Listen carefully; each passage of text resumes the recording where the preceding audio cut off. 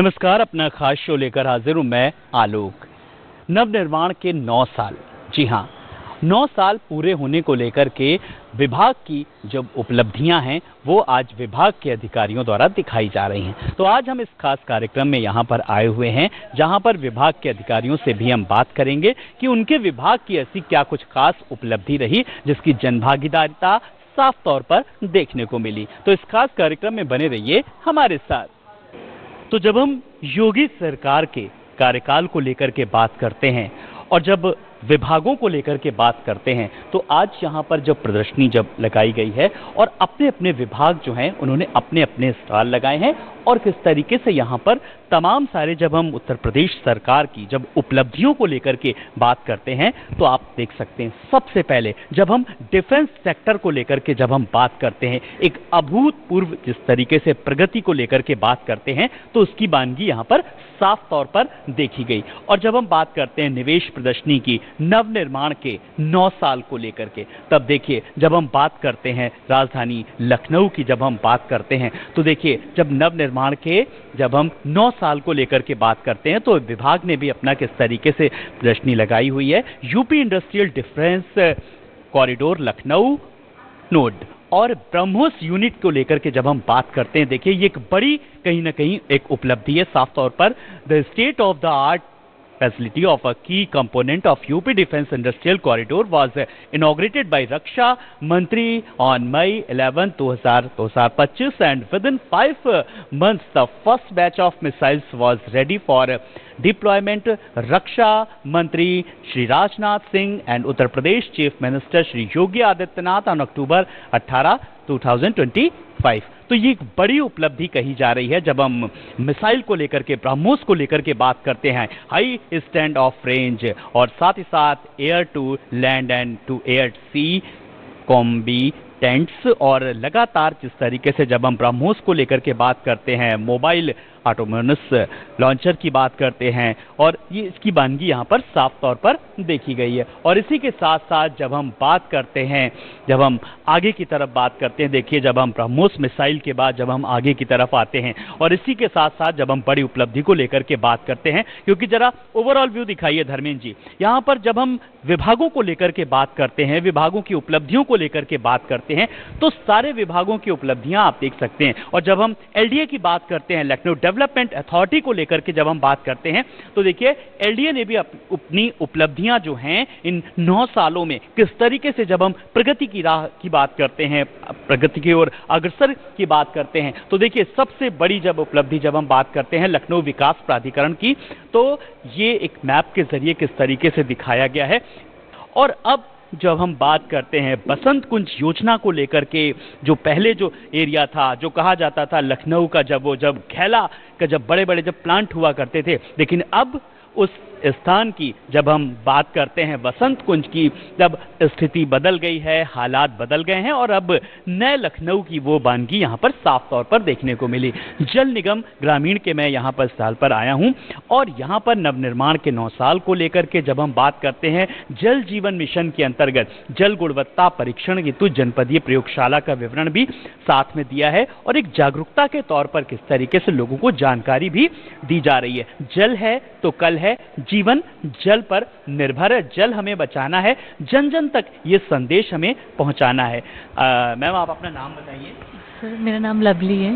जी ma'am, तो अब आप किस तरीके से ये संदेशा दे रही हैं, किस तरीके से विभाग का प्रचार कर रही हैं, क्या कुछ? सर मैं जैसे ये बताना चाह रही हूँ, जैसे प्रधानमंत्री द्वारा जो जल निगम का वो किया गया है, गांव-गांव जाके टंकियां बन रही हैं, उसकी महिलाओं को एक किट प्रोवाइड की गई है जो वो खुद अपना पानी टेस्ट कर सकती हैं कि पानी दूषित तो नहीं पी रहे हैं, साफ पी रही हैं। इस तरह से जो है सरकार किट प्रोवाइड करवाया है। जी, तो वो जो किट है जरा सा वो उसके बारे में जरा दिखाइए सर मुझे। हाँ धर्मेंद्र जी जरा दिखाइए। तो ये ऐसी किट है जिसके द्वारा खुद आप अपने पानी की, स्वच्छ पानी की आप जांच कर सकती हैं। हाँ तो जरा बताइए इसके बारे में, ये बहुत अहम चीज़ है। देखिए सर ये महिलाओं को जैसे हर गाँव से 5 महिलाओं को नियुक्ति की जाती है, उनको ये किट सरकार के द्वारा प्रोवाइड की जाती है। थोड़ा सा बताइए। ये सर जैसे इसमें क्लोरीन का किया जाता है, हार्डनेस का किया जाता है, टेस्टिंग कर सकती हैं और फ्लोराइड का टेस्टिंग कर सकती हैं, क्लोरीन का कर सकती हैं, पीएच का है, पीएच स्ट्रिप है, पीएच का टेस्टिंग कर सकती हैं। मतलब थोड़ा सा डेमो के लिए दिखाइए मुझे भी।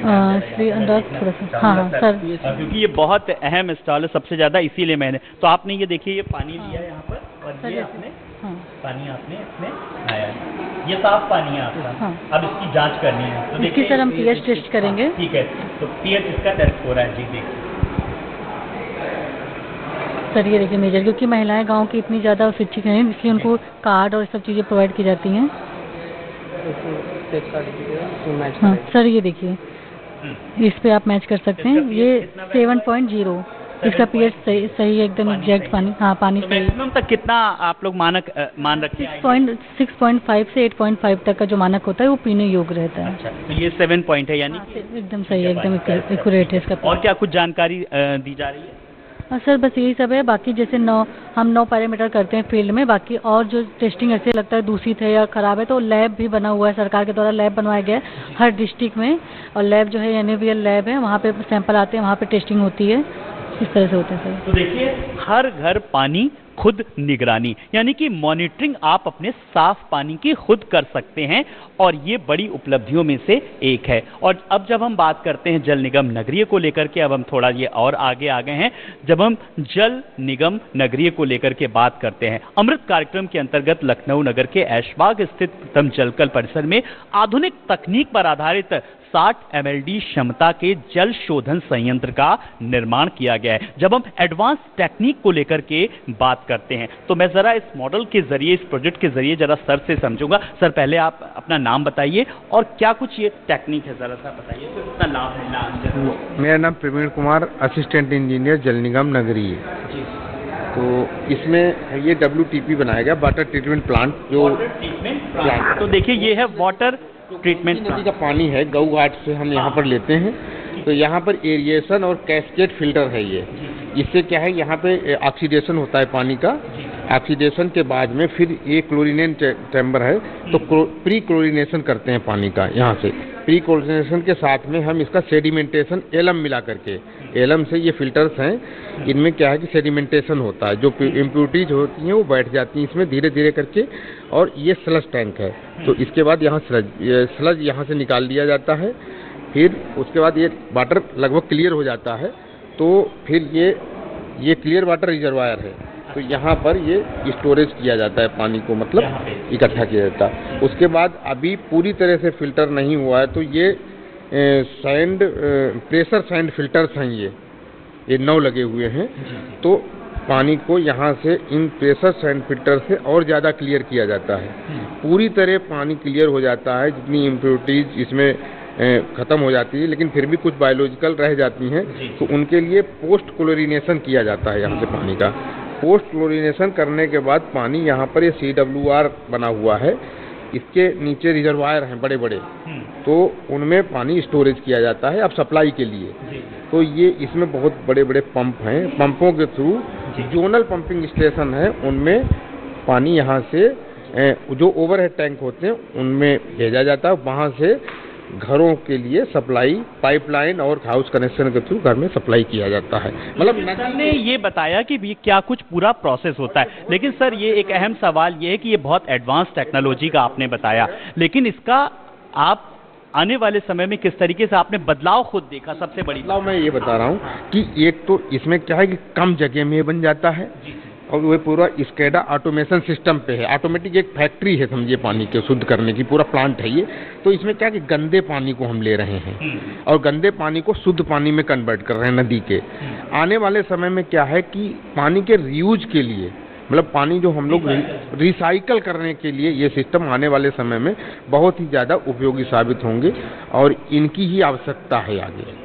तो बहुत बहुत शुक्रिया सर हमसे बात करने के लिए। तो देखिए, जब हम वाटर रिसाइकल को लेकर के जब हम बात करते हैं, और साथ ही साथ किस तरीके से यहाँ पर प्लांट के तहत वो प्रोसेस भी सर ने समझाया यहाँ पर, तो कुल मिलाकर के जब हम बात करते हैं, जब हम आम लोगों से जुड़ी चीज़ों को लेकर के बात करते हैं, इसकी उपयोगिता को लेकर के बात करते हैं, जल संचयन को लेकर के बात करते हैं, तो उसकी वानगी यहाँ पर साफ तौर पर देखी जा रही है। तो मैं लगातार यहाँ पर योगी सरकार को लेकर के जब हम बात करते हैं तो देखिए, जब हम 9 साल 9 उपलब्धियों को लेकर के बात कर रहे हैं, तो इसी बीच जब हम यहाँ पर आ रहे हैं, जब हम बात करते हैं नगर निगम को लेकर के, नगर निगम जो कि बहुत अहम रोल है नगर निगम का, और यहाँ पर मैं इस स्टॉल पे आया हूँ जब हम 9 साल पूरे होने को लेकर के, जब सबसे पहली मेरी नज़र पड़ी, देखिए गीला कूड़ा, सूखा कूड़ा, सैनिटरी वेस्ट और साथ ही साथ स्पेशल केयर वेस्ट, और साथ ही साथ जब हम गीले कचरे को लेकर के बात करते हैं, तो ये तमाम सारी जो जानकारियां दी जा रही हैं यहाँ पर, और ये एक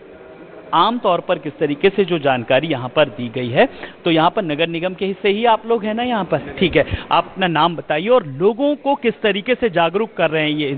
सर मेरा नाम प्रेम कुमार है, मैं नगर निगम से हूँ। हम चाहते हैं कि हमारे जो लोग हैं वो 4 तरह के डस्टबिन यूज करें, जिसमें से हमारा एक गीला कूड़ा का डस्टबिन है, एक सूखा कूड़ा का डस्टबिन है, एक आप सैनिटरी पैड और एक स्पेशल वेस्ट का है। गीले कूड़े में हमारा घर का आता है, घर पे जो भी चीज़ हम यूज करते हैं जैसे छिकले हो गए और भी चीज़ें हैं, और सूखे में क्या है आपका बॉटल हो गए, कागज़ हो गए, अन्यथा सारी चीज़ें आती हैं। और अगर हम आते हैं सैनिटरी पैड में, जिसमें हमारे पैड्स आते हैं और हगीज, पैम्पर्स, ऐसी चीज़ें और मास्क को लेके ये रखा गया है। और हमारा जो ई वेस्ट का रखा गया है स्पेशल वेस्ट में हमारे हानिकारक जितने भी पदार्थ आते हैं सारे हमारे इसमें आते हैं। तो हम चाहते हैं कि हमारा जितने भी लोग हैं वो अलग अलग करके हमें दें, जिससे हम इसको रिसाइकिल कर सकें। ठीक है, एक बात बताओ कि ये तो तुमने बड़ी आसानी से सब बता दिया, मुझे पूछने में बहुत अच्छा लगा, तुम्हें बताने में बहुत अच्छा लगा, लेकिन जब नगर निगम द्वारा जब कूड़े की जब गाड़ियां आती हैं, वो गाड़ियां भी, मेरे से लोगों ने पूछा था कि ये सवाल पूछना, वो तो 3-3 4-4 दिन कभी कभी कई इलाकों में नहीं आती, तो उसके लिए लोग क्या करें? सर देखिए, हमारे पास क्या कहते हैं, जो गाड़ियां नहीं आती, जो हमारा एक क्वेश्चन होता है, उसके लिए हमारे पास हेल्पलाइन नंबर है। वो हेल्पलाइन नंबर पे आप कॉल करेंगे, आपको तुरंत गाड़ियाँ प्रोवाइड कराई जाएगी। अच्छा, और आपके ये इधर क्या है, जरा सा वो बताइए, जरा ये जो रखा हुआ ये, हाँ, जरा धर्मेंद्र जी आप आइए जरा आगे। हाँ, तो देखिए ये नगर निगम का स्टॉल लगा हुआ है यहाँ पर, आप देखिए। हाँ, अब जरा इसके बारे में भी जरा बताइए। प्लांट है जो हमारी मिट्टी से बनाई गई है, इसके अंदर बीज डाला गया फूलों का। जब ये हमारा रहता है, उसके बाद पानी जब पड़ेगा तो इसमें से प्लांट निकलेगा। अच्छा। तो काफ़ी अच्छा लगेगा। तो इस पर अगर पानी पड़ता है तो ये प्लांट की तरह गुलदस्ता की तरह हो जाएगा, तो काफ़ी अच्छा रहता है। तो और ये हमारे जैसे घर होते हैं, जो हमारे टूटे घर होते हैं, जो मलबा होता है, उसको हम कलेक्ट करते हैं, नगर निगम कलेक्ट करती है, फिर उसको रिसाइकल करती है। जैसे हमारे पास ये कई तरह के दिख रहे होंगे, MM के हैं, कुछ MM के जैसे, हाँ 40 MM के, हाँ जो ये 10 MM और 20 MM के हैं, वो घर बनाने के काम आ जाते हैं। और जो छोटे होते हैं उनको हम ईंटें बनाते हैं, जो हमारे पार्क में और जगह जगह पे यूज किए जाते हैं, रोड के लिए भी यूज करते हैं। बहुत बहुत शुक्रिया। तो देखिए, जब हम नगर निगम की हमने बात की, हमने इस प्लांट को लेकर के बात की, और साथ ही साथ जब हम LDA की बात करते हैं, जब हम लखनऊ डेवलपमेंट अथॉरिटी को लेकर भी हमने बात की, तो ये 9 साल की जब उपलब्धियों को लेकर के बात करें तो लगातार हमारा ये कारवां जारी है। कुछ और भी लोगों से हम बातचीत करेंगे, बस बने रहिए हमारे साथ। और देखिए, जब हम 9 साल की योगी सरकार की उपलब्धियों को लेकर के बात कर रहे हैं, देखिए मुख्यमंत्री योगी आदित्यनाथ ने अब साफ तौर पर कहा है कि अब आप यूपी की बात मत कीजिए, अब आप न्यू यूपी की बात कीजिए। और न्यू यूपी की जब हम परिकल्पना की बात करते हैं तो तमाम सारे जब उत्तर प्रदेश सरकार के जो विभाग हैं, उन्होंने किस तरीके से जब बेहतर एक कार्य योजना, एक रोड मैप एक तैयार किया है, और उसकी बानगी यहाँ पर साफ तौर पर देखने को मिल रही है जब मैं तमाम सारे विभागों को लेकर के बात कर रहा हूँ, और हमारा ये कारवां आगे बढ़ता जा रहा है। और देखिए, जल संस्थान विभाग की जब हम बात करते हैं, उपलब्धियों को लेकर के जब हम बात करते हैं, और साथ ही साथ जब हम OCOP को लेकर के बात करते हैं, जब हम 1 सिटी 1 ऑपरेटर को लेकर के बात करते हैं, जब हम भरवारा सीवेज ट्रीटमेंट प्लांट को लेकर के बात करते हैं, तो तमाम सारी जब उपलब्धियां जो हैं वो यहाँ पर सामने नजर आएंगी। मैं जरा यहाँ पर सर के पास आऊँगा। धर्मेंद्र जी आप आइए जरा। सर, मैं यहाँ पर देख रहा हूँ कि बहुत सारी चीज़ें हैं जब हम बात करते हैं, जब हम केमिकल सूट को लेकर के, नोज मास्क को लेकर के, और साथ ही साथ फायर एक्सटिंजर को लेकर के, और वेल्डिंग एप्रन को लेकर के, ये तमाम, और किस तरीके से विभाग काम कर रहा है, और ये सब कितना यूजफुल है, और कितना लोग इस्तेमाल करते हैं, और सबसे बड़ी बात कितना लोग जागरूक हैं। अपना नाम बताइए जी। सर, मेरा नाम अमित कुमार शाह है और मैं स्वेज इंडिया प्राइवेट लिमिटेड में एक मैनेजर हूं, और हमारी कंपनी जो है लखनऊ OCOP के तहत पूरे लखनऊ सिटी का 1 सिटी 1 ऑपरेटर के तहत पूरे लखनऊ का सीवर मैनेजमेंट सिस्टम मैनेज करती है सर। हम सुरक्षा या सेफ्टी जो है हमारी प्राथमिकता है, हमारी कंपनी की पॉलिसी की मुख्य आधार बिंदु है और उसी के मद्देनज़र रखते हुए हम लोग तमाम व्यक्तिगत सुरक्षा उपकरण इस्तेमाल करते हैं और हमारे जितने भी वर्कर्स होते हैं स्ट्रिक्टली इसको फॉलो करते हैं, चाहे उसमें ये आपका जो हेलमेट कंपलसरी हैं जो वो कौन कौन से ज़रा बताइए जिसको लगता है कि हाँ इसको लोग फॉलो करना चाहिए और रिस्क फैक्टर्स भी जाते हैं। आप अपना नाम बताइए। कन्हैया शर्मा। जी कन्हैया जी बताइए जरा। बेसिकली हैंड ग्लव्स जो कंपलसरी है ये every supervisor and every worker ये हमारे यूज़ करते हैं इसको एक्टिविटी को परफॉर्म करने के लिए। ये बताया कि ये जो हैंड ग्लव्स हैं ये सबसे ज़्यादा जो है वो इम्पॉर्टेंट हैं, तो इसके बिना आप मतलब गाइडलाइंस भी है कि आप इसके बिना आप उतर नहीं सकते हैं। हाइजीन के लिए बहुत ज़रूरी है। रिफ्लेक्टिंग जैकेट जो कि ये कंटिन्यूस पहने रहते हैं जिससे कि हमारे पता चलता है कि विंड आता है। देन हमारी कोशन टेप्स ये परमानेंटली यूज होती हैं ताकि हम उस एरिया को सैनिटाइज कर सकें और उस एरिया में कि बाहरी आदमी नहीं आ सके, बैरिकेड कर सके उसके लिए। और थोड़ा सा ये इधर भी मुझे बताइए ये जो है और ये जो रिंगा भी धर्मेंद्र जी जरा आप इधर आइए और मैं थोड़ा सा और भी चीज़ों को दिखा रहा हूँ, जरा से ये बताइए ये जो डमी शोइंग पर्सनल जो लगा है ये इसके बारे में। ये सर ये जो बेसिकली डमी है ये हमारे इम्पोर्टेंट जितने पीपीएस या व्यक्तिगत सुरक्षा उपकरण हैं उनको बता रही है। जैसे आप देख सकते हैं ये हार्ड हैट है यानी कि हेलमेट है, ये पहनना कंपलसरी है ताकि सर पे किसी भी प्रकार की कोई चोट या वो दिक्कत ना हो। उसके अलावा अगर आप देखें तो ये ईयर मफ है हमारा, जब भी हम किसी ऐसी जगह पे जाके काम करते हैं जहाँ पे ध्वनि बहुत ज़्यादा है तो उसको प्रोटेक्ट करने के लिए हम लोग कानों में ईयर मफ यूज़ करते हैं। उसके अलावा अगर आप देखें नीचे तो ये हमारा जो है रिफ्लेक्टिंग जैकेट है, इसमें आप देखेंगे रिफ्लेक्टिंग टेप भी लगा हुआ है, तो रात के समय जब हमारे वर्कर कहीं काम करते हैं तो ये दूर से चमकती है ताकि उनकी सुरक्षा हो और दूर से पता चले कि हमारी टीम काम कर रही है वहाँ पर। बेसिकली कन्फाइंड स्पेस में जब जहाँ ऑक्सीजन की मात्रा कम होती है उस जगह पे इस इंस्ट्रूमेंट्स का यूज़ करते हैं और वहाँ वर्कर्स को ताकि किसी तरह का कोई हार्म ना हो और वो अपने एक्टिविटी को परफॉर्म करके नीचे से आ सके। देखिए ट्राइपॉड है जिसके थ्रू हम कन्फाइंड स्पेस में एंटर कराते हैं और एंटर कराने के बाद उनको सक्सेसफुली बाहर निकाल लेते हैं। ये ट्राइपॉड एक हम लोग भी यूज़ करते हैं, आपके ट्राइपॉड और हमारे ट्राइपॉड में ये ट्राइपॉड में जस्ट मैनुअल है। मैनुअल जस्ट पिक करके नीचे डाउन कर सकते हैं देन अप कर सकते हैं। अभी तो 4 to 4 मैन पावर लगती है जिसके इसको हैंडल करने के लिए। इसके अलावा सर इसमें एक हार्नेस बेल्ट लगी हुई है जिसपे हमारा वर्कर नीचे उसको सुरक्षा के साथ उतर